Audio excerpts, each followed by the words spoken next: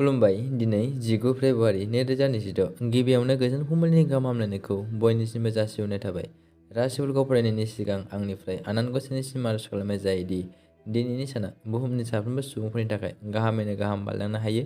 जेबो खैफोद आफोद जायालासे फैदो दानिया दिनैनि राशिफोरखौ खोनासंदिनि गिबियावनो दङ मेष राशि फालांगि एबा गुबुन जायगायाव गोनांथि गैयै खरसाफोरनिफ्राय गोजानाव था।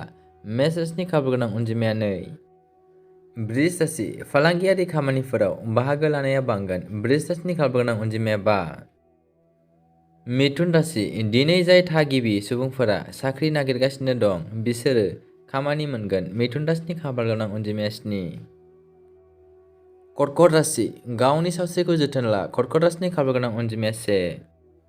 सिंह राशि बे साना फालांगिनि थाखाय जोबोद मोजां। सिंह राशिनि खाफालगोनां अनजिमाया 5।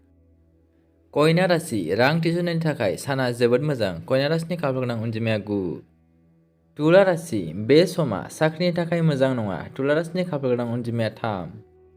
वृश्चिक राशि फालांगिनि थासारिया मोजां जानानै थागोन। वृश्चिक राशिनि खाफालगोनां अनजिमाया 1।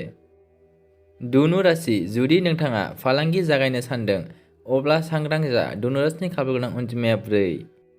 मकर राशि फालांगिखौ लानानै बांद्राय गोसो गुदुं जानायनिफ्राय गोजानाव था। मकर राशिनि खाफालगोनां अनजिमाया 5। कुम्भ राशि सासे आइजोजों नांज्लायनाय जानो हागौ। कुम्भ राशिनि खाफालगोनां अनजिमाया 8। मीन राशि नोंथाङा नोंथांनि फालांगिखौ बिनि थांखिसिम लानो हागोन आरो रांखान्थियारि मुलाम्फा मोनगोन। मीन राशिनि खाफालगोनां अनजिमाया 7। दिनै राशि फरायनाय एसेनोसै। गोजोन्थों।